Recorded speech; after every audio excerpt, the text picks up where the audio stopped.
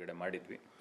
ಇದರ ಜೊತೆಗೆ ಯಾರು ಈ ಒಂದು ಟೈಮಲ್ಲಿ ಕೋಲ್ಡ್ ಕಾಫ್ ಇದೆ ಮತ್ತು ಆರೋಗ್ಯ ಸರಿ ಇಲ್ಲ ಅವರಿಗೆ ಮನೆಯಲ್ಲೇ ಇರೋದು ಸೂಕ್ತ. ಅಟ್ಲೀಸ್ಟ್ ಒಂದು 2-3 ದಿನ ಅವರು ವಾಸಿ ಆದ ಕೂಡಲೇ ತದನಂತರ ಕೆಲಸಕ್ಕೆ ಬರಬೇಕು. ಯಾಕಂದರೆ ಹೆಚ್ಚು ಈ ಒಂದು ಸಂದರ್ಭದಲ್ಲಿ ಟ್ರಾವೆಲ್ ಮಾಡಿದರೆ ಅಥವಾ ಬೇರೆ ಕಡೆ ಹೋಗಿದರೆ ಹರಡುವಂಥ ಸಾಧ್ಯತೆ ಹೆಚ್ಚಿದೆ.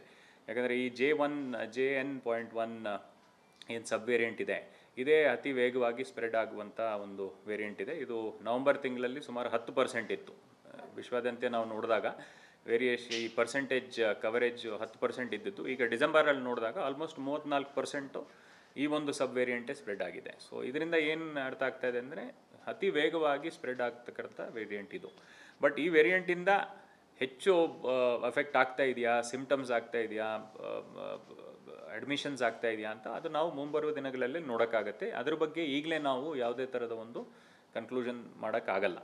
ಸೊ ಇದನ್ನು ನಾವು ತುಂಬ ಕ್ಲೋಸ್ ಆಗಿ ಮುಂದಿನ 1 ವಾರ 10 ದಿನ 15 ದಿನ ಕ್ಲೋಸ್ ಆಗಿ ನೋಡ್ತೀವಿ. ನಾಳೆ ಕೂಡ ಕೇಂದ್ರ ಸರ್ಕಾರದಿಂದ ಒಂದು VCಯನ್ನು ಕೂಡ ಆರ್ಗನೈಸ್ ಮಾಡಿದ್ದಾರೆ. ಆ ಒಂದು ಹಿನ್ನೆಲೆಯಲ್ಲಿ ಇವತ್ತು ನಾವು DHOs ಜೊತೆ ಪ್ರಧಾನ ಕಾರ್ಯದರ್ಶಿ ಅವರು ಒಂದು VCಯನ್ನು ಆಯೋಜನೆ ಮಾಡಿದ್ದಾರೆ.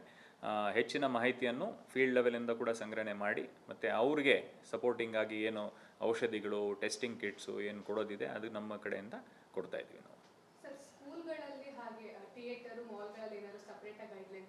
ಸೊ ನಮ್ಮ ಗೈಡ್ಲೈನ್ಸ್ ಲೊಕೇಶನ್ ಸ್ಪೆಸಿಫಿಕ್ ಇಲ್ಲ, ಇಲ್ಲಿ ಮಾಡಬೇಕು ಇಲ್ಲಿ ಮಾಡಬಾರ್ದು ಅಂತ. ನಾವು ಹೇಳ್ತಾ ಇರ್ತಕ್ಕಂಥದ್ದು ಒಂದು from the perspective of the patient. ಈಗ ಯಾರಿಗಾದರೆ ಇಲ್ನೆಸ್ ಇದೆ ಅಥವಾ ಸೀನಿಯರ್ ಸಿಟಿಸನ್ಸ್ ಇದ್ದಾರೆ, ಅವ್ರು ಎಲ್ಲಿ ಹೋದ್ರೂ ಅವ್ರು ಹಾಕ್ಕೋಬೇಕು ಅಂತ ನಾವು ಹೇಳ್ತಾ ಇದ್ದೀವಿ.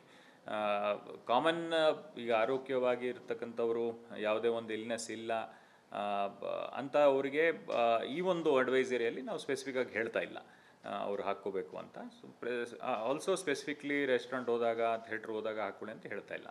ಬಟ್ ಯಾರಿಗೆ ಇಮ್ಯುನೋ ಕಾಂಪ್ರಮೈಸ್ಡ್ ಕಂಡೀಷನ್ ಇದೆ, ಯಾರು ಸೀನಿಯರ್ ಸಿಟಿಸನ್ಸ್ ಇದ್ದಾರೆ, ಯಾರಿಗೆ ಫೀವರ್ ಸಿಮ್ಟಮ್ಸ್ ಇದೆ, ಕೋಲ್ಡ್ ಕಾಫ್ ಇದೆ ಅಂತ ಅವರು ಕಡ್ಡಾಯವಾಗಿ ಹೊರಗೆ ಹೋದರೆ ಅವ್ರಿಗೆ ಒಳ್ಳೆಯದು ಮತ್ತು ಅವ್ರ ಪಕ್ಕದಲ್ಲಿರೋರು ಕೂಡ ಒಳ್ಳೆಯದು. ಯಾಕಂದರೆ ಅದರಿಂದ ಸ್ಪ್ರೆಡ್ ಆಗೋದು ಕಡಿಮೆ ಆಗುತ್ತೆ.